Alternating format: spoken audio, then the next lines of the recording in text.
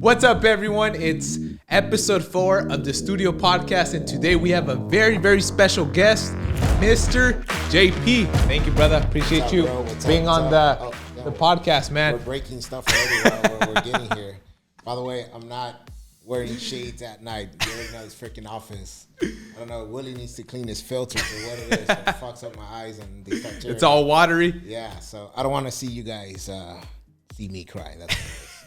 That's good, man. Awesome, man. No, well, it's a pleasure having you on the podcast. I was actually talking to my brother. It's been I've been thinking about bringing you on, man, and we made it happen. So yeah, I'm just blessed, and I appreciate you taking the time to be on here because I know you have experience in the business. I mean, you're a father of four, right? Four children, married.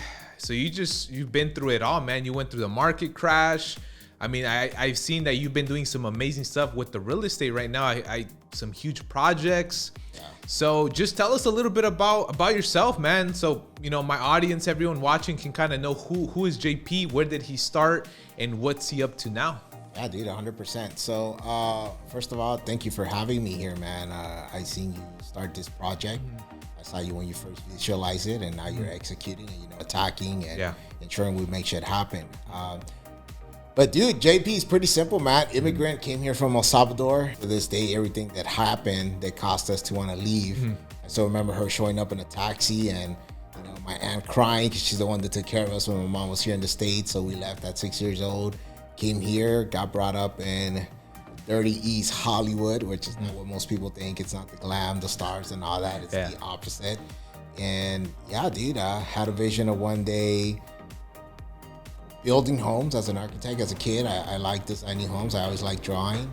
Joined the military and somehow found the way back into real estate. And here we are today, man. So I'm a man of many paths, stories, journeys, chapters, and seasons. And I think that's what life is about. Definitely, man. Definitely. Yeah. And I remember the first time I actually met you, man.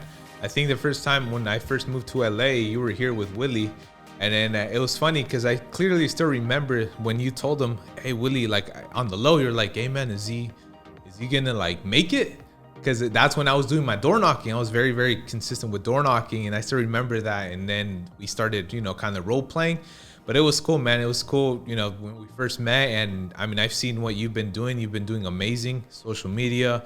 And like you said, you started from nothing. And now you've built your name, and it's just amazing seeing someone being able to accomplish so much. And you're not done. You're just getting started, man. So yeah. It's funny because I always reference to our chapters or stages in our life called seasons. We all have different seasons, right? Our first season could be just trying to figure shit out. Yeah. And within those seasons, there's like subtitles, if you think of it, parenthood. You just became a father yourself. And that dramatically adds so much to your life that it adds a component that not only fuels it, but changes your mindset, the way you look at things, your purpose, So all these stages, all these seasons, chapters that I've been through, I just turned 40, right? And I have this whole like epitome where I'm like, fuck, what have I done? Or where am I going? What is it? And the one definition that I came up with is basically, well, what's your motive in life? And I think that's one thing we got to start asking ourselves, right? Like, what's our motive? What's your true motive? What's your true motive moving forward this year, going on, or whatever it is? And it's interesting when you start thinking at life with that perspective. Yeah, I completely agree. And I believe it changes too, right? Because going back to when I started, it was, my wife and my parents. Now that like you said, I have a little one too, it changes everything. I mean, you have twins. Congratulations. I know my daughter and your twins are about the same age. So yeah, man, I know you just had twins and you have, another, a boy and a girl, right? Correct. And then you recently had those twins. They're what, 9 months now? 10 months? 8 months? Yeah, they're the same age as my little one. How has that been? Talk to us, because I know you went a long period, obviously, without having any babies. So how has that been for you and your spouse, like having the newborns? Well, clearly it wasn't planned. For those that don't know, my wife had her tubes cut and burned 2 years ago. So this was nothing that was planned. All I know is that we were in Tulum. Tequila was involved. The next thing I know, I was like, what the fuck? You know, how is it that you're pregnant? This is not possible. Yeah. And throughout that whole process, you know, we find out that it was one kid at first. So we're thinking like, oh man, well, you know, this is a blessing.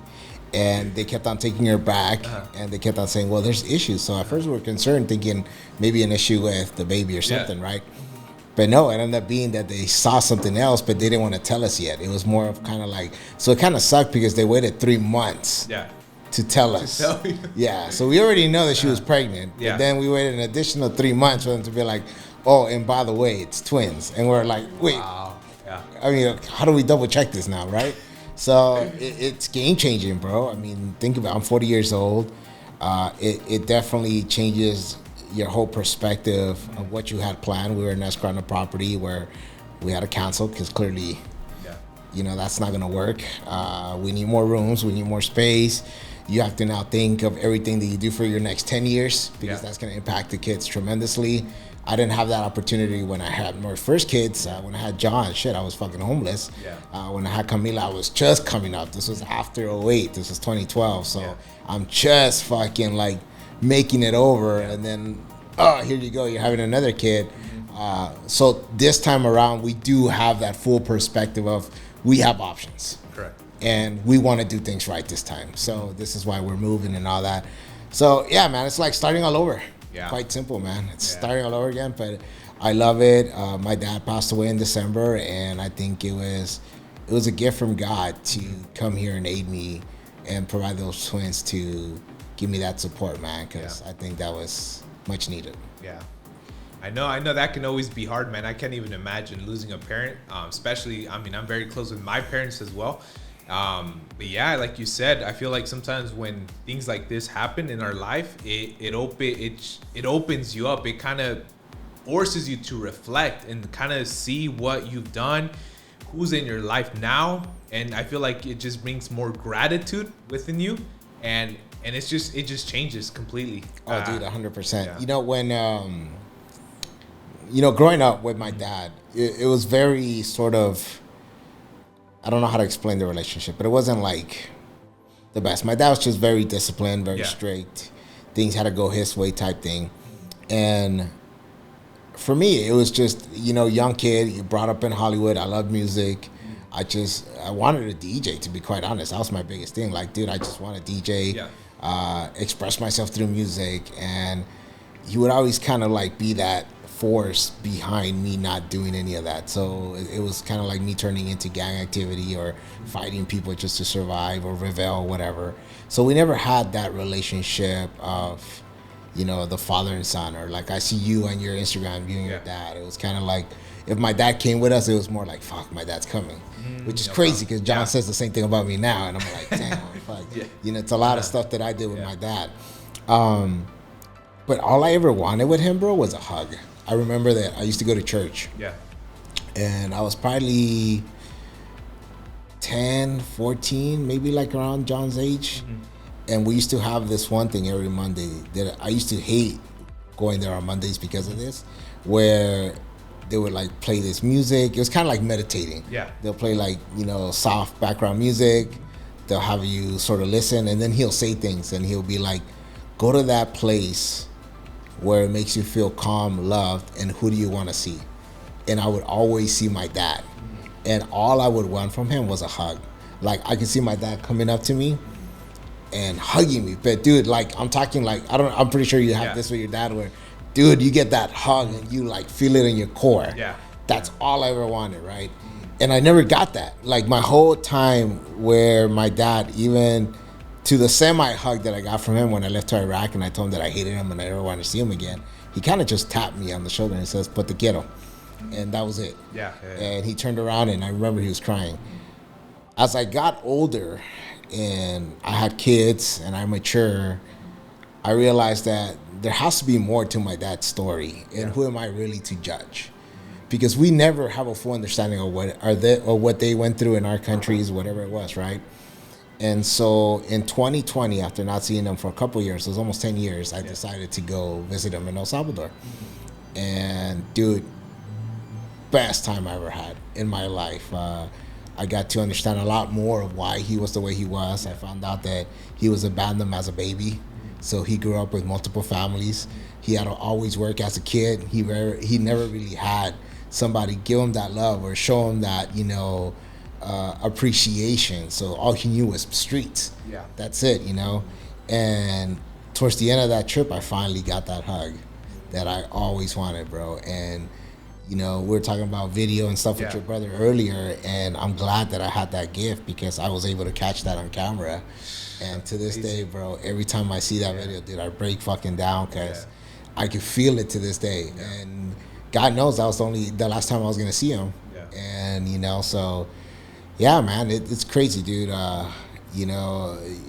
When he passed away, it was sudden. I had spoken to him a week prior. Everything sounded good, no issues, and then just like that, bro, he was gone. What would you say to everyone who currently still like myself has both their parents? I mean, because obviously there's a lot of situations, a lot of things that happen in life that you don't know,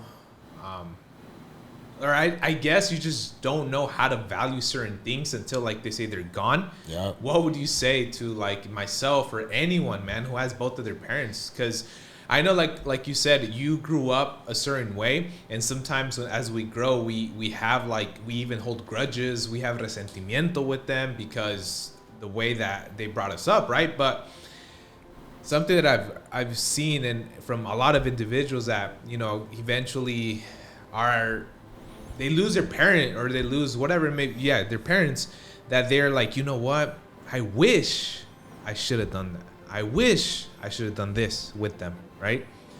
So it's just a lot of regret.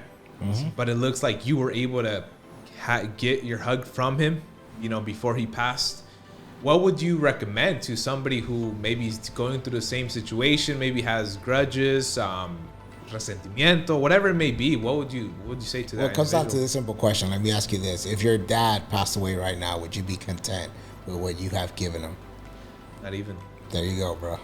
That's a very, very simple question to ask yourself. It's simple and it fucking hurts. Yeah. And a lot of people go through this process, and we can sit here and talk about all the money we made. We can sit here and talk about all the great things we done. And I think at one point we forget. I just recently read something and it really fucking impacted me tremendously because I'm a dad now. Yeah. And it was a video actually. And I know you guys were sharing a video earlier that we were watching, right? Yeah. And it shows this father recording his baby playing in the tub. And then it records him running. And then it records him getting a little bit bigger. Then his first day of school. Then his first soccer game. This whole process. And then eventually, he leaves after high school. Yeah. And then it says, remember one thing, that we could complain, we could bitch, we could get mad, we get stressed out over it, but at one point, they're going to leave. And the question becomes, did you create enough memories? And bro, fuck, dude, that shit right there. I was then you really start contemplating everything. I contemplate everything with John, fuck, and John is my oldest, right? He's 14. And I'm fuck, did I do everything that I should have done? Did I provide everything to him that I should have provided? Was I the right model? Was I the right father figure? Did I set the ground, the great foundation that he needs in order to move on in life? And the crazy thing is that I'll probably never know those answers until life decides to present them. Yeah. But it's something that, in life, in parenting, we don't get a fucking handbook. Yeah. We don't get a fucking manual. We don't get a blueprint and follow it. Yeah. It's kind of fucking, you figure it out as you go, depending on what you have lived, what your experiences are. Yeah. So when all this happened, bro, my mind shifted to not, I need to take care of myself and my family, but am I truly providing for the ones I care for? Yeah.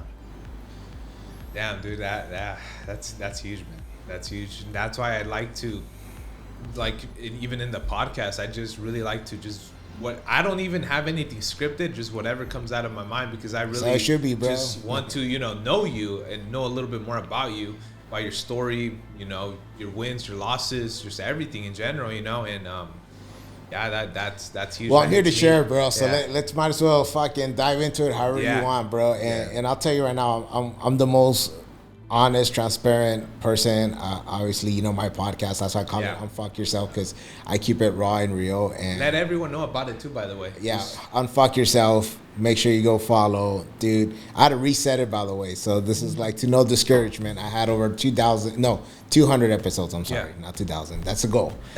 200 episodes, and I had to reset it just because the person that was managing like fucked up everything in the back end.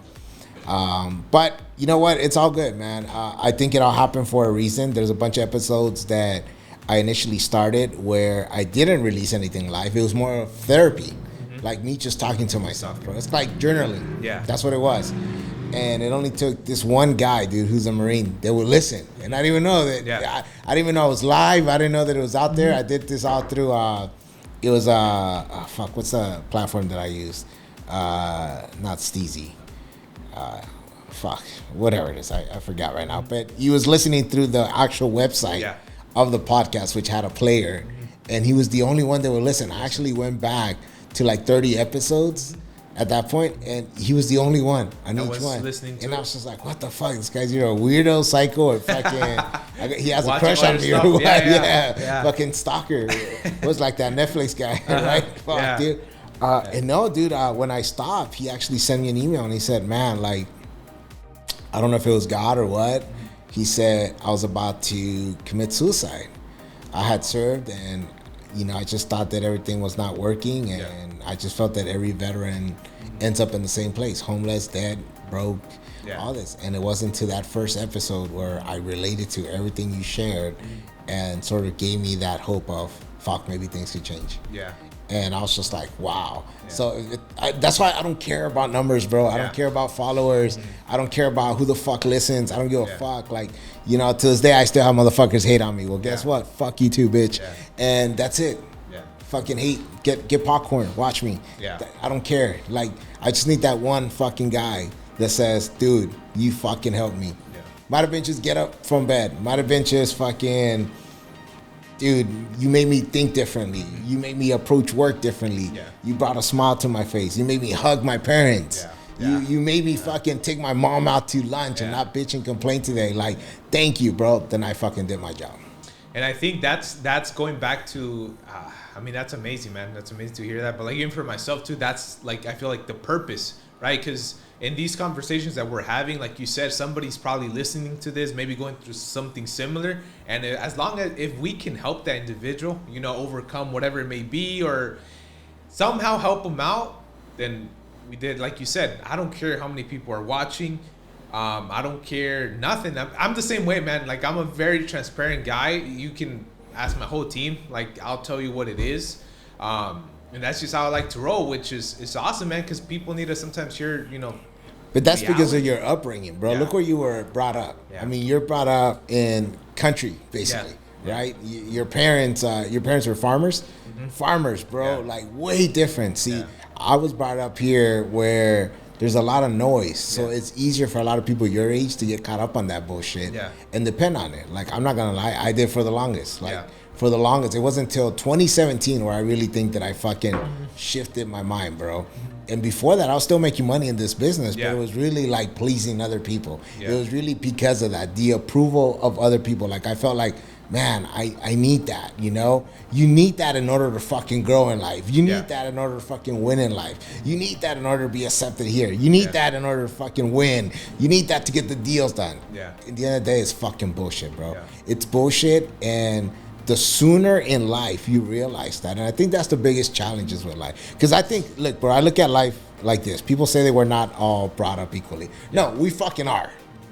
We are. Even that fucking rich kid that was just born into money, motherfucker's gonna have obstacles. Trust me. He's gonna have obstacles. Probably more temptations than the ones we had, right?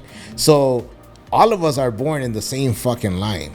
The difference is the challenges, the obstacles, the adversities that we get thrown at, and who fucking achieves above them. Now, the difference between the people with money is that, sure, they might have a little bit of leverage and resources that we don't have, but that also could be their biggest fucking flaw. Because how many of them fucking, I know kids going to Beverly Hills High School with drug addictions. Yeah. And they were born into money. Yeah. Kids rolling up on a fucking $100,000 Mercedes Benz to high school, but they're already on a fucking rehab treatment every weekend. Mm-hmm. Yeah. While this high school individual might not have the money, might be fucking dabbling into weed, maybe gangs, but there's still an opportunity, bro. Yeah. There's still, because this motherfucker now felt it. He's felt what fucking failure is. He's felt what hitting the floor is. He's felt what getting beat the fuck down feels like at 14, 15, 16 years old. While this motherfucker's still being fucking baby. Yeah. So when people ask, well, where the raza with less support or less resources, fuck no, dude. Yeah. We're the ones that have the most. We just Yeah. don't know how to fucking utilize it. Yeah. We're the ones that come with those fucking balls in the back, bro, that holy shit. You give this motherfucker the formula, he's fucking taking off. Yeah. So I don't want fucking help from the government. I don't want help from an institution. I don't want help from a fucking organization. Just fucking show me the ropes. Yeah. And I'll fucking show you how to crush it. Yeah. That's it, bro. Yeah, that's huge, man. It's I mean, I agree with you 100% on that, man. And dude, you're the perfect example of that. Yeah. Like, dude, how long have you been here? Yeah, it's been about a year and like 5 months. Yeah, it's A been about year and 5 months. And we were having a conversation earlier on how you're probably the top performing LO for Elite Mortgage. Yeah. A year and a half. I coach agents, bro. I have agents that have been in the business for 5 years. Yeah. And they still can't even fucking break 100 figures. Yeah. You're en route to do that in less than fucking 2 years, even more. I guarantee that in the next 5 years, bro, if you're not breaking half a fucking $1 million, I will cut your brother's balls off. Hear that, Lewis? And the only reason I say that is because he should be a huge part of it because, dude, your experience should be showcased like this. Exactly. You know, it should be showcased, which means that you're winning, he's also going to be winning. Winning, exactly. That's the way it is, bro. Exactly.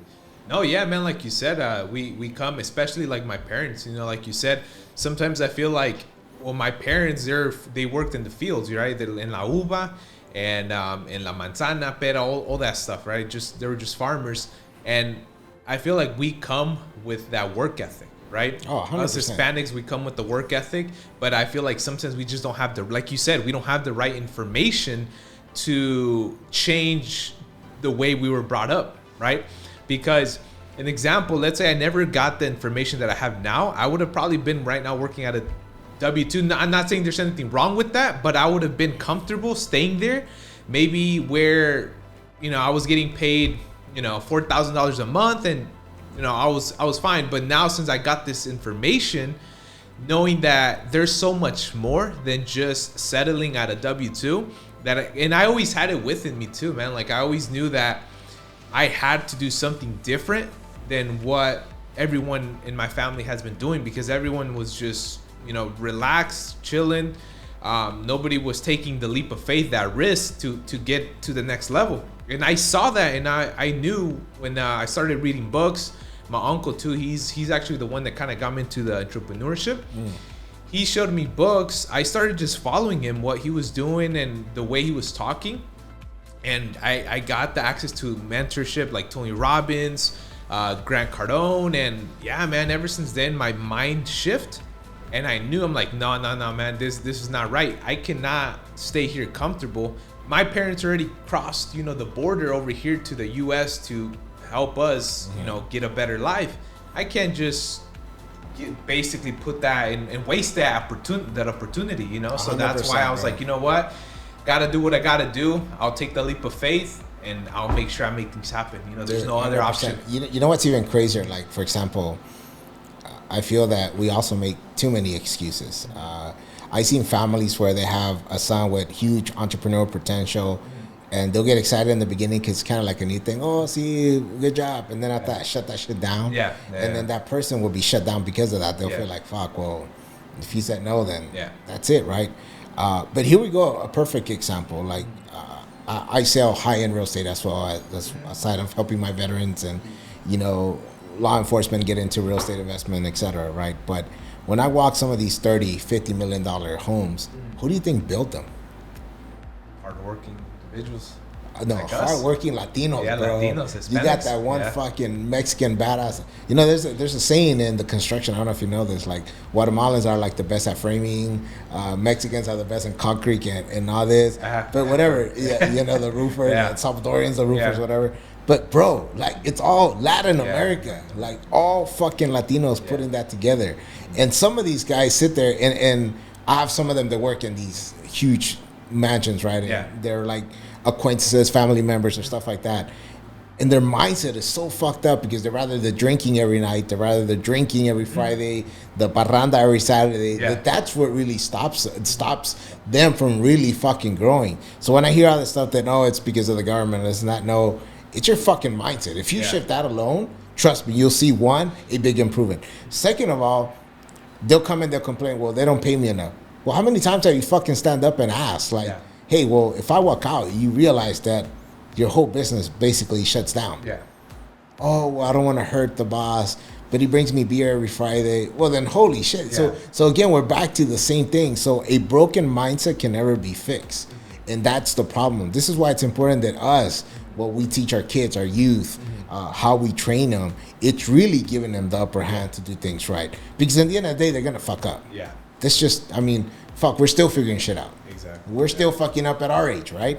So how can we teach them to fall forward, but at the same time to take those lessons, apply them in a way that's only going to help them be better? And this is the biggest fucking task for us. So when people talk about, oh, we got to make a huge Latino change or a huge Latino movement, well, fuck, start with there. Start with there. And if your ass is saying that while you're drinking shots, partying, fucking doing all this crazy shit, then that's the fucking problem. That's the problem.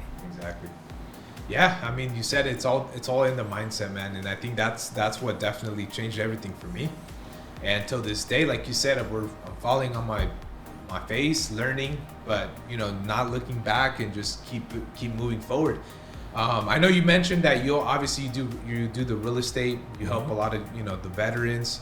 How has your real estate career been, man? Like, talk to us a little bit about how long you've been in the business. What do you focus on? Is it just veterans? Do you do specific like higher end properties, or just talk to us a little bit about your career? So no, dude, I help everybody. As long as the sun shines or it goes down, it doesn't matter, I'll sell it, bro. So in fact, true story, the lowest property I ever sold was $150,000 up by passing Phelan. You ever heard of Phelan? Actually, I have no idea what that is. Well, me neither, bro. And the crazy story about that is I was renting an apartment in Downey, and the manager was an older lady, dude. This girl's old, and shout out to her, by the way, and her husband Mike, he was a veteran. And they're still alive, by the way, and I don't know how, and they're pretty up there. But man, God's blessing them. And I got to know him really good. She hooked me up, and one day she said, well, Mike's a veteran. And I said, really? I said, wow, like, you guys live here. Why didn't he ever utilize his VA home loan? And he says, wait, that's a thing? And I was like, yeah. And she goes, I would have loved to gotten out of this fucking junk years ago. And I was like, are you serious? I said, well, let me see what I can do. And so shout out to Janet, by the way. She's the one that made this happen. It was a very complicated deal, but the only loan she could get, loan amount that she get was for like $150,000. And the next challenge was like, okay, well, we got your proof. You can use your VA home loan. 0 fucking down payment. You'll have a house. Now it's just fucking finding a $150,000 house in California, right? So they actually found it. And Phelan, just so you know, it's up to 15. You got to get out. Once you get over that like big hill on the 15, you get up. There's a McDonald's. You make a left. You still shoot all the way, and then there's a small street, Belclear or something like that. You turn a right, and then it's just desert, bro. Like desert. And then the pavement stops. Then it turns to dirt, and you still keep on going. You still keep on going. That's where the house was, dude, out there? Bro, you pass that. Then you pass a canal that my car almost got stuck on. You go over the canal, and then it's like the steep ass hill, and I had like a Murano, Nissan Murano, so I could barely get up. We get over, and then the only direction on the MLS was you're going to see the American flag. And sure enough, from the distance, you can see this huge house. It was on 2 acres. brand new build. It was only done like in 2010, and it had this big old pole with the American flag. And that was their home, bro. They loved it. They said it's perfect. I was like, holy shit, I hope I only come here once, because I'm like, I'm not trying to come out. But they loved it. They lived there for 3 years. I sold it for $450,000, so they actually made money. They made good money. And yeah, dude, they're living happily ever after, now managing apartments again. But yeah, that was the lowest property I ever sold. And obviously I done the most expensive I ever sold, 17 million. Which was a really good check. I had to split it with somebody. I'm not gonna give him love here because he knows who he is. But anyways, yeah, man. So real estate's been good. I got in this business by accident. In fact, I first started while I was still in the military. I was a loan officer, in fact. I remember you told me. Yeah, it was the subprime days, bro. The good days. You guys don't know about that, bro. It was subprime days right now, bro, would have been a party. Let me just tell you that. It would have been a bunch of hot executives because right there was a standard. Yeah. Like if you wanted to be an executive, you had to be blonde or brunette or dark hair, Latina. Yeah. You had to have certain measurements and just not know shit about loans. I can just imagine. Dude, it was crazy. They'll show up and they'll start pitching this ridiculous stuff, and I'd be the only dude that would raise my hand. And I'd be like, wait a minute, like, that doesn't add up. Yeah. Or how does that work? And then everybody would look at me like, bro, just shut up. Look what they're paying in the back end. Like, it doesn't matter. And she didn't even know the answer. She'd sit there and be like, I'll write that down and I'll have an answer to you by Monday. And then she'd be like, okay, guys, so whoever closes 4 of those in the next 5 hours gets a full trip to Vegas tonight, paid for and everything. And that's how that's exactly how it went. So it was insane, bro. So I did loans for a while, started doing loans, and after 2008, that's when I switched over to the real estate. Why did you leave the loans? I don't know, bro. It's I'm a numbers guy. Yeah. I like numbers, and I just think I just had a bad taste from the loans, bro. Yeah. Well, it was subprime. Yeah. So everything that was going on, it just didn't sit well with me, and I always been about helping people, bro. And deep side of me, like, dude, I always talk about this with my wife. I was like, cause she's like, man, like, you have some friends that have made a shitload of money. I'm like, yeah, but all of them did it doing some pretty shady shit. And I want to be able to sleep at night, bro. Like, dude, I have a hard time sleeping when I have a deal in escrow with fires. Yeah. Imagine doing some shit. Some shady stuff. Yeah. The broker that I started doing loans with back in 06, he was 23, but he was clearing about $300,000 a month. Then when the FBI indicted him and everything, it turned out that it was because he was buying homes with dead people's Social Security. Oh, wow. Aside of running the whole subprime. Dude, there were strippers coming to the office buying their 4th house in a 6-month period. Because you said $300,000 a month, right? $300,000 a month, bro. It was insane. Crazy. Dude, this guy would, I like one time physically, we went to this club in Hollywood. I drove his Lamborghini. My boy Rob drove his Bentley, and he drove his S550. And we pulled up, bro. And he literally grabbed a stack and gave each one of us a stack and said, fuck it, let's just have a fucking good night. Cash? Cash. Oh, wow. Dude, the stack was, I remember dude, when I picked it up, it was like, and I'm talking $100 bills, bro. Not $1 bills. We're not at a strip club. This is a club, like a high-end club, celebrities, all this shit, bro. And it was just flex. He wanted just to flex. That was the thing. Yeah. And this is where I think, bro, that because of what I grew up and my dad taught me, this is where I do see things differently, bro. I could catch bullshit a fucking mile away. You might fucking get really close, but I'll eventually catch it. Like, there's been motherfuckers that have sat here, came to Willie, and I can smell the bullshit from far away. And I'm just like, all right. There's a saying from Mad Dog Mattis that said, be nice to everybody, be cool, but always have a plan of attack to kill them. That's the way I fucking roll, bro. And that's for a reason, because I seen so much shit growing up. And then I saw so much shit on the dirtiest side of real estate. That's when you're like, bro, everybody is out to fucking get you one way, shape, or form. Yeah. Especially in this fucking business, bro. You have motherfuckers that will come in here and say, dude, I got you, you're my back. But they'll be the first ones that your client that you just closed on a refinance might be at a restaurant and sees him and he'll fucking try to snatch him.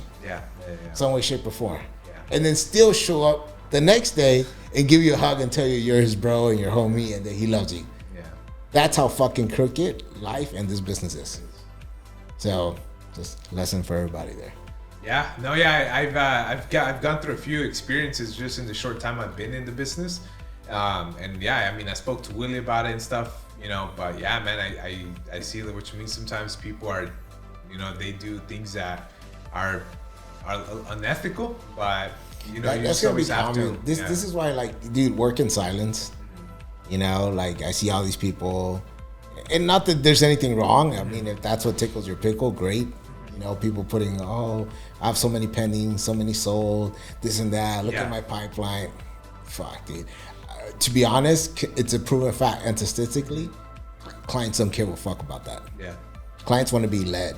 Clients want to know that you could fucking help them out and humanize them in a way. They don't want to know. So in a way, think about it. If you're a consumer and you're seeing all these fucking people that your guy's working with, then you're like, well, where am I going to fit in? Yeah, exactly. Right? Then you're like, fuck, well, let me go to this guy. I'm not going to have the best service. Who just seems that he's hungry, he's willing, and he's telling me this is all the service he's going to provide. Yeah. And it's more humanized versus, fuck, this guy where I'm going to be somewhere right here and I may or may not hear from you. Yeah, exactly. You know, this is how you true reality make your competition irrelevant, bro. Catching shit like that, staying quiet, you watch it, and then you just fucking execute. Yeah, we had a meeting earlier today, and that's what we were talking. I don't know if you heard it too. I was sharing with everyone my just kind of a few like some scripts and stuff, and yeah, clients just want to be led well. Like I think it was 70% of the population is going to be a high S and a C on the DISC assessment, and they just want to be led well. Yeah. The remainder is a high D and a high S. Yeah. So and if they're drivers, they don't care about that. Exactly. They're gonna lead you. You just gotta execute. Exactly. And those guys really don't give a fuck about your numbers either. No, they don't. Specifically driver. And I deal with a lot of drivers on commercial and high end real estate. It's drivers. Drivers. Think about it. If they achieve that level of success and they're buying shit like that, it's for a reason. Yeah, definitely. Time is money. Time is limit. They want fucking answers. Yeah. They don't want to hear your whole flashiness. They don't want to hear about how nice your car looked or fucking I was in a boat with so on or look at my friend. They get to the fucking point. Yeah. What is it going to take? When is it ending? Let's fucking move on. That's it. Exactly. Show up with the value and let's fucking go. Now, if they're analyticals, like you said, then yeah, it's 100%. You got to take your time. You got to be, and even people like that, they're going to be turned off when you're out there fucking putting all this shit up. Like, look at all this shit that I got going on. Because they're going to be like, well, then maybe you don't have the time for me because I want to, sit down and it might take me a while to understand this process, especially if they're first-time home buyers. Exactly. So you're from up north, right?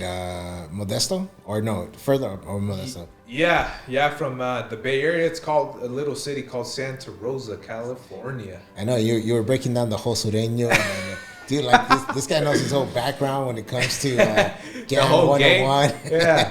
I know we were talking the other day about it, a little bit about, when the gangs were, it was very active and stuff. And so I'm actually from Santa Rosa. I was kind of brought up in a neighborhood where there was, gang activity. A lot of, my Mexican, Hispanic people know the Sureños, Norteños, and all that stuff. So, yeah, man, I was surrounded with those individuals, and then a lot of my family members too. They're all, in the gangs. They're involved in gangs and stuff. So that's kind of where I grew up. And actually, since I was maybe around 7 years old till about 16, I literally I was always just watching my cousins just do their thing, man. Like I was always around my cousins, but I mean there were cousins that were gangbanging, so they were smoking weed, hanging around with the wrong people, and I was just seeing that. I mean at 6 years old, 7 years old, I was able to see that. And I clearly remember one time I was like 8 years old where I told my dad, I was like, hey dad, my cousin Jorge, that's his name, Jorge, I like how he dresses. Like, can you buy me some Cortezes? Can you buy me some of his, because he had, I think they were like Ben Davies or something like that. I wanted to dress like him. And he told me, he's like, look, mijo, like, this is not what you want to follow, right? And he started steering me away. But obviously as a young child, you're always looking at lo que te interesa. Sure. But yeah, man, I mean, once we hit middle school, 7th grade, I was like just hanging around with all the Sureños. I mean, all the Sureños there in my neighborhood, and then in middle school. And Yeah, man, I went through a few fights. Just surrounded with the Sureños. You know, it was just crazy. Yeah, Mario fighting? I don't see that. Oh yeah, yeah, and there's a few times where I fought with just how it goes, and there was some drugs being involved and stuff like that. I never personally did drugs. I was just not into it, but I would move them. You know what I mean? Yeah. There's a saying that says you can tell a lot about a person's about their life from a person's knuckles. From the person's knuckles. Let me see your knuckles. Look at that. Oh yeah, right away, all the scars. Scars, knuckles, couple teeth. Yeah, bro, fuck yeah. It's not something that I condemn though, but like you say, it's when you're brought up in that environment, you have no choice. Yeah. Like I was never a gang member, but because where we lived, we were sort of forced to always participate in something, and it was always me trying to fight for and for the longest, dude, I used to get beat up. I was that one dude that would run. I do say that I'm a lover, not a fighter, and God, at that point, I don't know if I can do it now. At that point, gave me wheels. I was fucking fast. Bro. I don't know about now. Fucking run now, shit. Now we fighting. Fuck that. I just take it to the floor and fuck. But hell no. There's no way I can run that fast anymore. But dude, I would just fucking run. I would go through gates, fucking outrun dogs. Like I was that one kid. So I knew every route, shortcut in the neighborhood. So when I would see them start chasing me or trying to jump me, I already knew like, all right, I gotta cut through here. Yeah. I'll cut through this building, go up the stairs here. They're gonna try to flag me here, but I'll jump over the balcony. That's crazy. Like, you already had all that. Bro, I was that's the way I worked, right? And sometimes it backfired on me. It ended up being that they kind of caught me and fuck, dude. I got fucked up really bad. And a lot of times it was me getting more fucked up, and that was eventually what led me to sort of taekwondo, boxing. I did boxing. But, the crazy thing is that I've always been passionate to help people, man. Like, fuck you. Whatever reason God brought me in this world, bro, it was never to do así como maldad or shit like that, because I really can't do shady shit, bro. I think... Ethical, bro. Dude, 100%, bro. Ethic, values. My dad was always stern on that. But, dude, I remember in fourth grade, I was part of this little clique. And the story behind that is they used to pick on me. Yeah. And so they picked on me twice, and after they picked on me, it was kind of like, well, I better join them or else they're gonna fuck with me. You said third grade? This is fourth grade. Fourth grade. I was a fourth grader. Damn. And I remember there was this one guy, we'll just call him Mr. M, and this guy was just ruthless, bro. He actually became a big head for 18th Street. Like in the Hollywood area. Like this guy went to juvie, but dude, this the chiquito, fuck, you could tell. And he was kind of cool with me, but was always that one guy that would kind of push it to the edge, and you're just like, fuck, dude. So I remember he singles out this one kid, and he says, we're gonna go fuck that kid up right now. And he goes, and if you want to roll with us, you gotta come with us. And I was just like, fuck. And I'm looking at this kid, and Hispanic, little Mexican dude. And he's kind of just putting his head down, kind of knowing fuck, they're gonna pick on me. And I feel bad, and he pushes me, and he goes, vete enfrente de él, what the fuck. And I go there, and I'm like, well, what do you want me to tell him? He goes, something to give you his money or whatever. And the guy's all like, no, dude, I don't have nothing. He goes, well, hit him in the face. I'm like, what? And he goes, hit him in the face. I'm like, I don't want to hit him. And he goes, hit him in the face or we're gonna fuck you up. So I remember that I kind of just threw a little punch, and the guy just looked at me. And I'll never forget this, dude. Fuck. I felt like shit. Yeah. At that point, I'm like, fuck it, dude. But he looked at me and he goes, it's all good. He goes, it's all good. That's exactly what he said. Está bien. He goes, está bien. He kind of knew. He understood what was going on. And that same day, they told him, oh, fucking same spot. And I have to give it to this motherfucker. This guy, I will say, his name was Jose.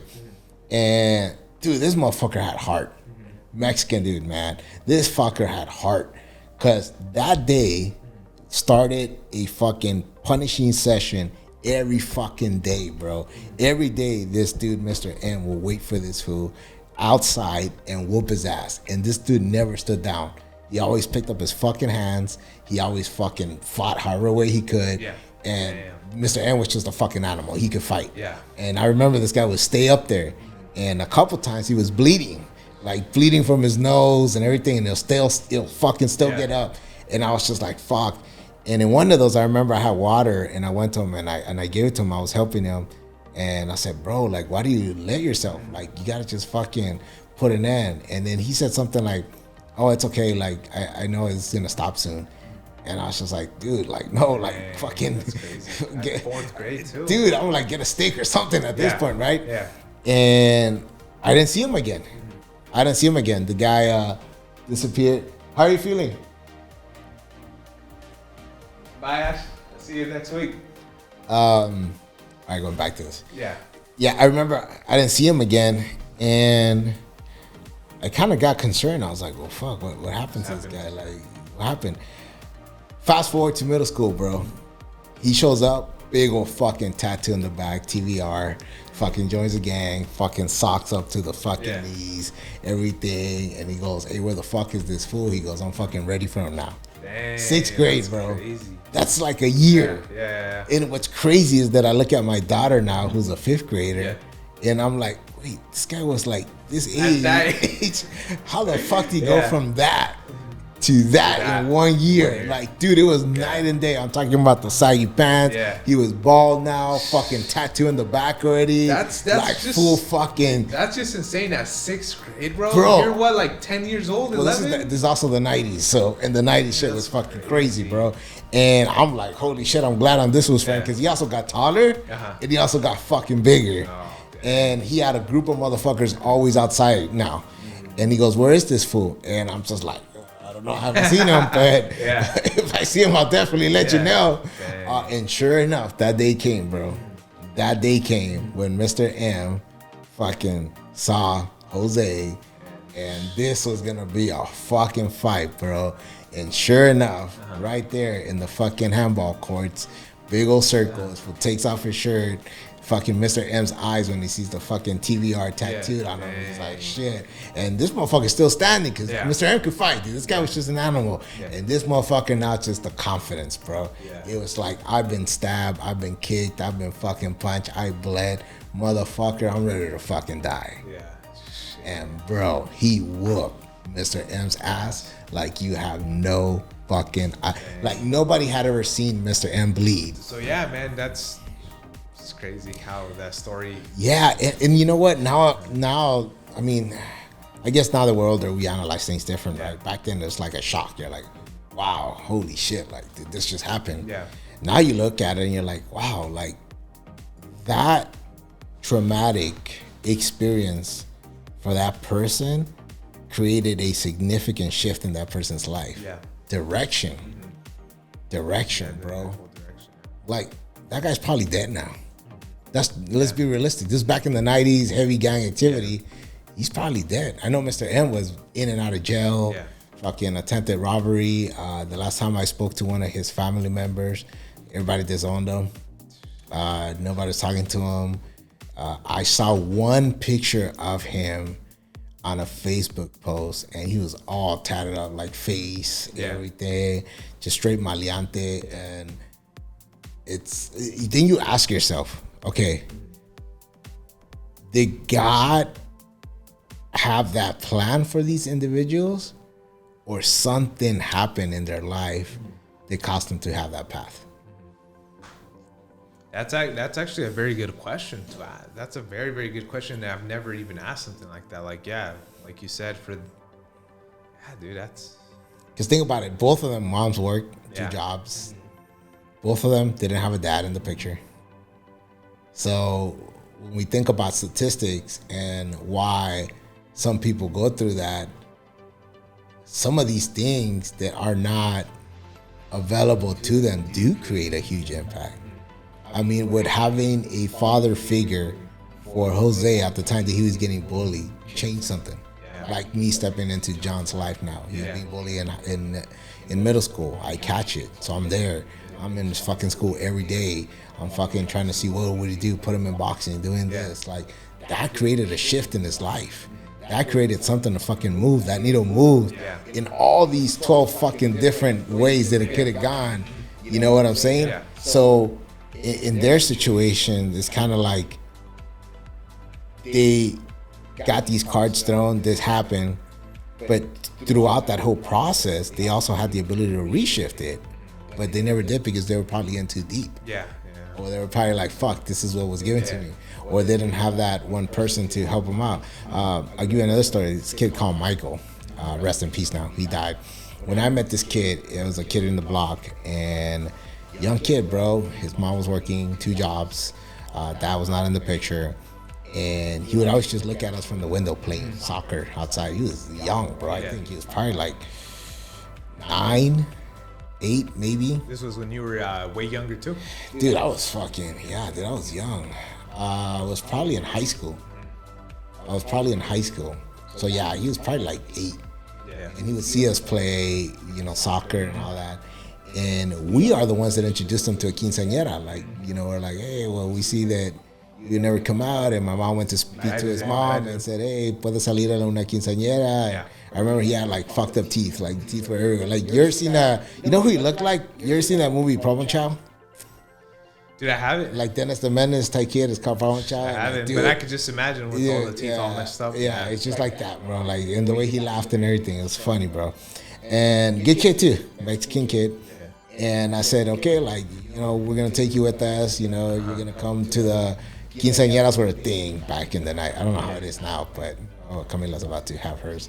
But in the 90s, it's like every weekend was a fucking quinceañera, and you were coming out in everybody's fucking quinceañera, right? So I'm like, look, you're gonna be a chambelán, this and that. So we seen this kid, bro, like good kid, and I slowly saw that transition that he might have gone through the same thing. When I finished high school, out of nowhere, he came all bald, and now he was a gangster. And I'm like, what? Like, what changed? He's like, oh, my homies, they came for me, they were there, and blah, blah, blah. The whole regular talk, right? When I left to boot camp and I came back, he was in a wheelchair. And I'm like, what the fuck? What happened? He goes, oh, I got shot, but fuck yeah, look, I got shot here, I got shot here. And I'm like, where were your homies at? Because it happened right there in front of his house, like right where we lived at. And I said, well, where were your homies? What happened? Oh, well, they ran because, some of them have warrants, so they don't want to get caught. So everybody ran, and they fucking left you there. He's like, yeah, but they're still cool. And I was like, what the fuck? And every week you started seeing that sadness build up because nobody came to visit him after that. Nobody was there. And you could just see it in his face. He would just sit there on this wheelchair in the front, kind of like waiting for all his homies to come. Everybody would come, fucking party with him, all this shit. All of them gone. It's just him by himself. To eventually, one day, that same dude that shot him saw the routine and came back and finished the job. Fucking took him out on the same fucking spot, same fucking place he got shot at, sitting there, fucking just, what? Crazy, right? Life. Bro, that's insane. That's insane. And then that's what happens too, when like, I know a lot of the times they're like, oh yeah, my homie's this, my homie that, they got my back, especially when you're involved into this, the gangs and stuff. But then when it comes down to something like that, ain't no one there, man. Ain't nobody gonna go to the freaking take you out of prison. Ain't nobody gonna take you out from your deathbed, So that's something that it happens. It's sad, bro. I went through the whole school process and everything in the 90s, so gang was fucking everywhere. Like, and there was like no respect back then. I remember walking with my mom and my sisters at night, and fools will still hit me up and jump me in front of my mom. Dude, that's so and my mom just be like, déjalo, like, remember that? And I'd be like, fuck, dude. Like, so we would steer of certain streets to walk at night just because we knew that there were good chance of somebody getting here, good chance of this, right? So when I hear motherfuckers bitch and complain now, talk about, oh, this is bad, dude, shut the fuck up. Yeah. Just make it happen. But it's what builds character, bro. Yeah, I think, that's exactly what you said. It builds our character because, we go through all these ups and downs, obstacles in life, but that's what makes us who we are today, and then just, se puede decir, it molds us and we just get better. As long as we just keep progressing, not giving up, we just get better, man, with time. And, like obviously yourself, you've gone through a lot of things, a lot of, the whole freaking business where in 08, 09, when everything just was horrible, the market crash. You've gone through when you were younger with that gang activity. So just so many things that seems like you've overcome, but that's why you are who you are now. Because you overcame everything and you're still pushing, man. Dude, I think it's life, bro. Yeah.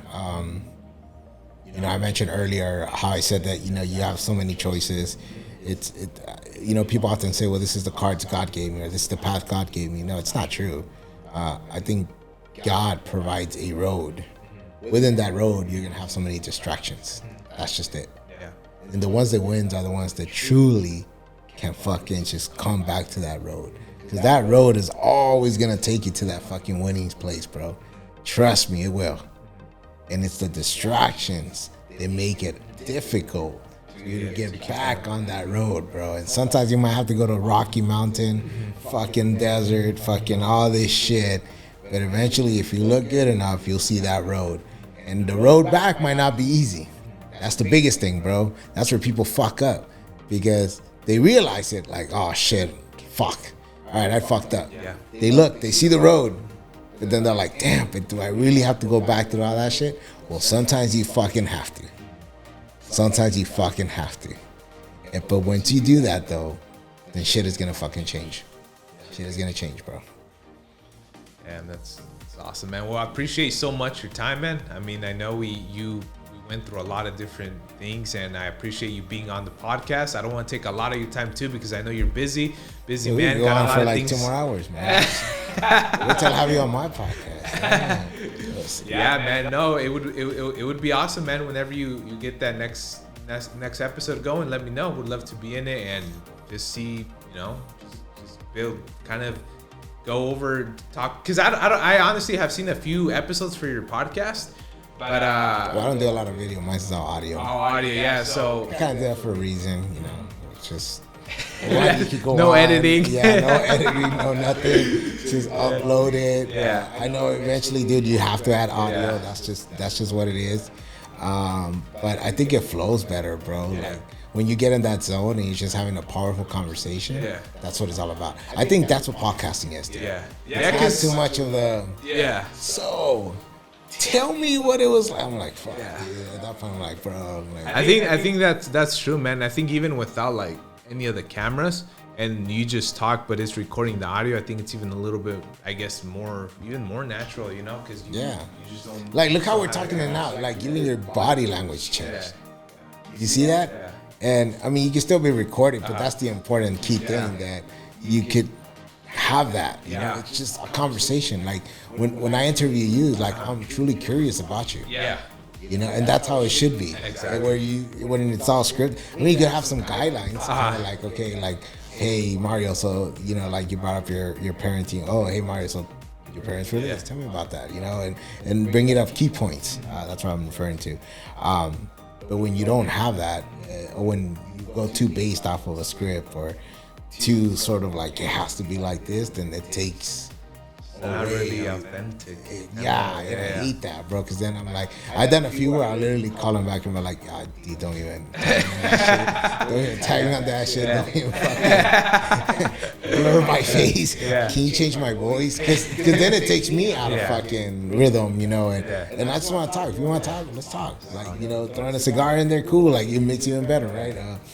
But yeah. Yeah, man. No, thank you. Thanks so much, man. And one last question. I always like to ask just everyone that I have on the podcast, where do we see JP in the next 10 years? So I have a theme for my next 10 years. And it's relentless. I like that. It's relentless. I haven't heard anyone say a theme. It's just a theme, bro. I don't want to plan it. I just know I have to be relentless. That's my motive. So remember I told you? Yeah. Motive? Yeah, my motive in life for the next 10 years is just to be relentless right now, dude. Let's go. It's awesome, man. It's awesome. Yeah. First time I hear it, but thanks so much. And make sure you guys all follow Mr. JP if you want to tell them all your social medias. Yeah, they the can give you a follow. JP Pena, THEJP Pena, Instagram, Facebook, YouTube, Twitter, my OnlyFans. I am having it free for the next 30 days just because of Mario. So make sure you subscribe. Got some sick, hot content in there. It's all cooking content, by the way. And yeah, that's what's up, guys. And dude, just remember, continue to unfuck yourself, dominate, attack, execute, but most importantly, stay relentless.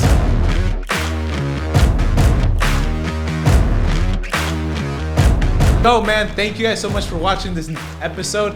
And make sure you follow me for more content at the Mario Diaz Jr. on social media. So it's gonna be IG, Facebook, TikTok, YouTube. It's at the Mario Diaz Jr. Follow me for some more content. Until the next one, guys.